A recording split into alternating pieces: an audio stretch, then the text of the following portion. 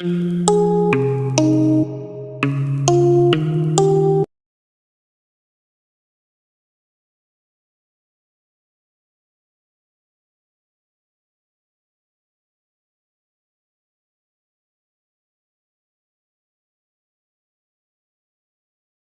अब हम बात करेंगे वोडाफोन आइडिया की। देखो सर, वोडाफोन आइडिया की पहले स्थितियां समझो।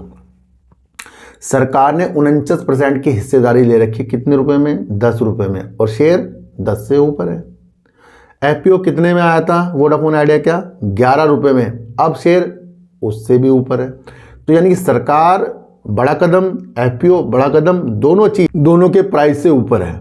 भले ही आपको महीनों तक इन चीज से नीचे चीजें दिखी हों, पर उसके ऊपर ये कूद गई है। अब इसके अंदर बहुत इंपॉर्टेंट पहलू चलते रहेंगे।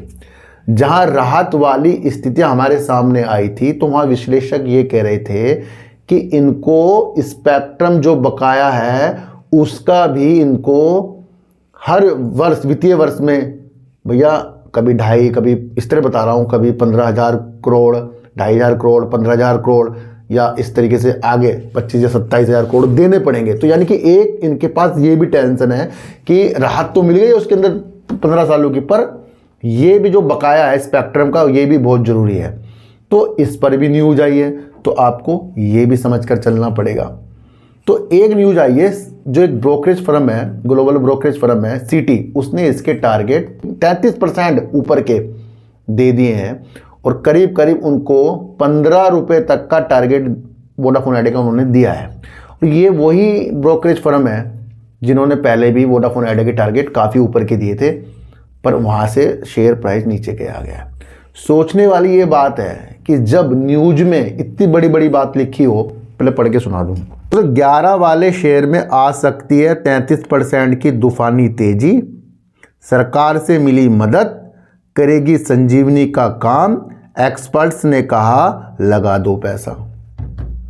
ये कितनी साफ साफ चीज़ों में लिखा है कि सरकार ने जो राहत दी है एक संजीवनी का काम करेगी, एक्सपर्ट्स कह रहे हैं लगा दो पैसा। अब इसके अंदर जो होगा भोला वो तो उछल जाएगा, भैया मैं तो पैसा लगा दूंगा अब। और जो होगा समझदार, वो इसकी सारी खूबियां, सारी निगेटिवपन, सारी चीज़ों को इकट्ठा करके उसका अनुमान लगाएगा और देखेगा कि क्या ये ब्रोकरेज फर्म के टारगेट पूरे होते हैं या नहीं होते हैं, और पहले भी क्या इन पे टारगेट आए नहीं आए हैं। तो भैया लिखना बहुत आसान है, और इसको पढ़कर समझना वो सबसे इंपॉर्टेंट होता है। किसी का कुछ कहना, उसकी वैल्यू को समझने के तरीके बहुत अलग अलग लोगों के हो सकते हैं।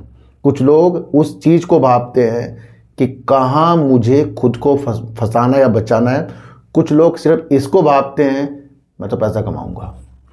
और ये लाइन अगर किसने पढ़ ली, मैं नहीं कह रहा हूँ, ये एक्सपर्ट्स ने कहा लगा दो पैसा, तो भैया ये जो स्थितियाँ हैं ना, मुझे बहुत गंभीर लगती है जब इस तरीके की न्यूज आती है। तो आपको यहाँ समझना पड़ेगा।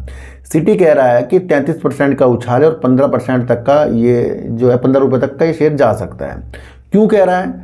ये कुछ अनोखी बात नहीं बोल दी उसने, इसने भी यही कहा है कि जो राहत वोडाफोन आइडिया को सरकार से मिली है, अब इसको पैसा भी इस तरह से एकदम से देना नहीं है, तो उसके उपलक्ष्य में कुछ अन्य स्थितियां इसकी अच्छी हो सकती हैं। तो यही चीज़ उसने बोली है। देखो सर, शेयर बाजार में कभी कभी एक सरकारी चिट्ठी किसी डूबती कंपनी की किस्मत बदल देती है।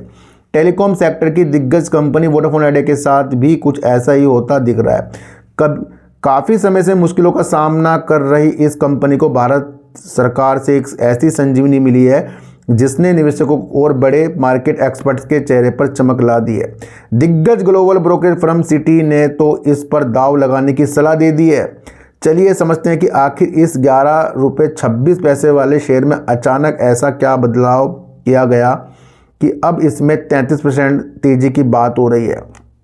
देखो सर, इससे पहले अगर मैं आपको स्थिति बताऊं तो एमके ग्लोबल ने 6 रुपये के टारगेट दे रखे हैं, सिटी इसको 15 पे पहुंचा रहा है। तो निवेशक क्या सोचेगा? निवेशक को फिर भापना है उसकी गलतियां और अच्छाइयों को।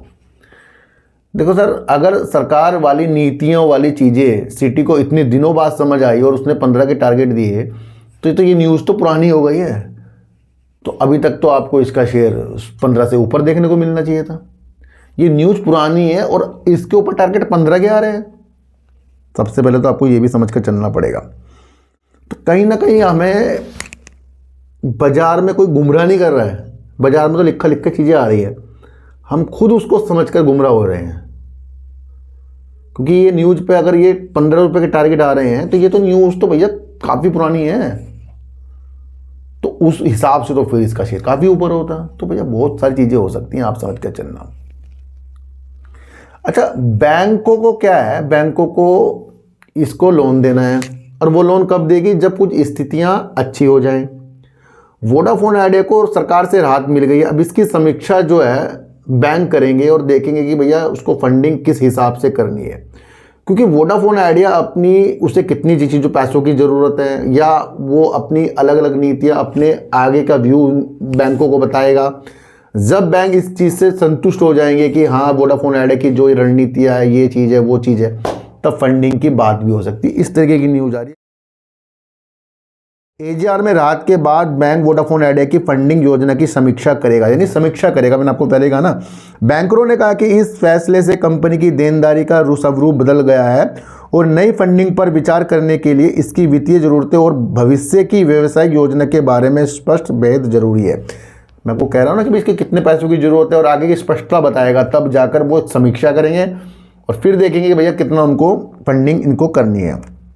तो ये एक न्यूज़ थी, इसे भी आपको समझना है। अच्छा, दूसरी न्यूज़ अगर मैं आपको बताऊं, ये बहुत इंपॉर्टेंट है, ये हमारे सामने आ रही है। जैसे भी वोडाफोन आइडिया को राहत मिली है एजीआर के लिए, तो विश्लेषक भी अब इसके अंदर जो इसका स्पेक्ट्रम का 1.2 लाख करोड़ है उसके ऊपर भी कुछ चीज़ें कह रहे हैं। इस न्यूज़ को पहले पढ़ेंगे। विश्लेषकों का कहना है कि वोडाफोन आइडिया के 1.2 लाख करोड़ रुपए के स्पेक्ट्रम बकाये के लिए एजीआर जैसी राहत प्रदान करने की सीमित विकल्प है।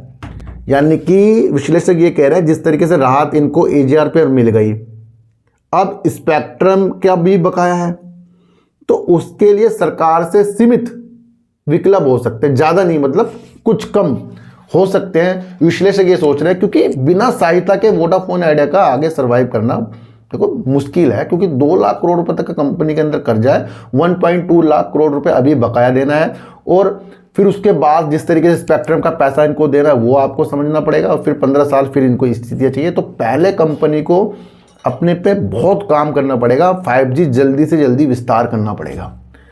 देखो सर, अभी तक मेरे शहर में जहाँ जियो और एयरटेल ऐसे छा रहे हैं 5G में, मैं अभी तक इसका 4G का सिम चला रहा हूँ, और मैं सोच रहा हूँ सिम में पोर्ट ही करा लूँ। क्योंकि मैं इतने पैसे इसमें दे रहा हूँ और उसी चीज़ में दूसरे में मुझे 5G भी मिल रहा है अनलिमिटेड, तो मैं क्या सोचूंगा यार मैं भी करवा लूँ, जब यही हो रहा तो मैं क्यों इसमें चिपका रहूँ। तो जब तक के, मैं एक चीज़ बता रहा हूँ, जब तक के ये 5G जल्दी से जल्दी लॉन्च नहीं करेंगे तो इनके कस्टमर भैया फिर रुकेंगे नहीं। इनको 5G जल्दी से जल्दी हर सिटी में डालना पड़ेगा, उसके लिए इनको चाहिए फिर पैसा, तो अब उस पर वर्क हो रहा है। तो ये थोड़ा ये भी आपको समझ कर देखो, कुछ चीज़ें आपको प्रैक्टिकल भी समझनी होती है। मान लो आपकी और मेरी बिजनेस है, दोनों का एक ही बिजनेस है, और आप बहुत बिजनेस में छा रहे हो क्योंकि आप नई नई स्कीमें ला रहे हो, और जो बाजार का ट्रेंड है उस पर वर्क कर रहे हो, मैं पुरानी चीज़ों में ही घूम रहा हूँ, तो क्या मैं सर्वाइव कर पाऊँगा। थोड़ा प्रैक्टिकल देखो, न्यूज़ तो कुछ चीज़ की निगेटिव भी आ जाती है, कुछ पॉजिटिव भी आ जाती है, वो तो आपके ट्रेड करने के तरीकों को दर्शाती है ना।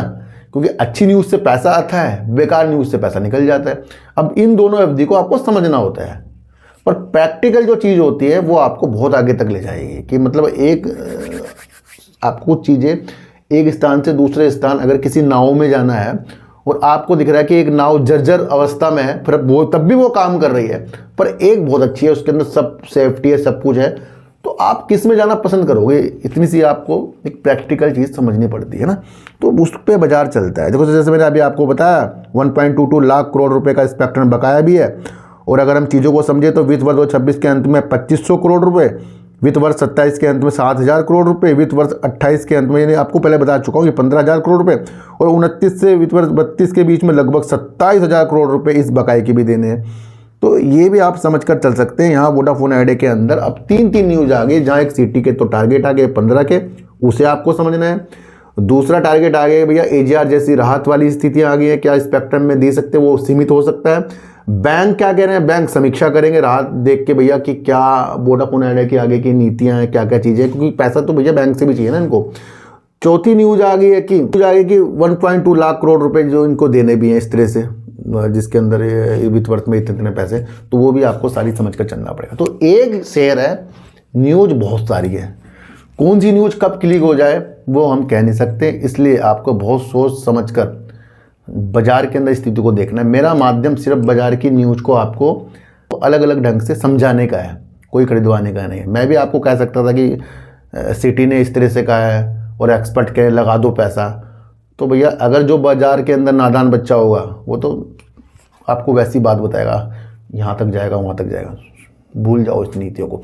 आज की वीडियो आपको कैसे लगेगा मुझे जरूर बताना। किसी को भी खरीदने बेचने की नीतियाँ मेरे चैनल पर बिल्कुल भी नहीं है, मेरा कोई टेलीग्राम कोई व्हाट्सएप ग्रुप नहीं है और ना ही आज तक मैंने बनाया है। तो सर अच्छी वीडियो देखिए, अच्छी वीडियो देखिए, समझ कर देखिए, चींटू को आटा दीजिए, गाय को रोटी दीजिए और अपने बच्चों को ज़्यादा से ज़्यादा प्यार कीजिए, क्योंकि बच्चे ही आपकी मासूमियत से किस्मत पलटेंगे। तो फिर मिलेंगे आपसे नई वीडियो के साथ, जब तक के लिए नमस्कार।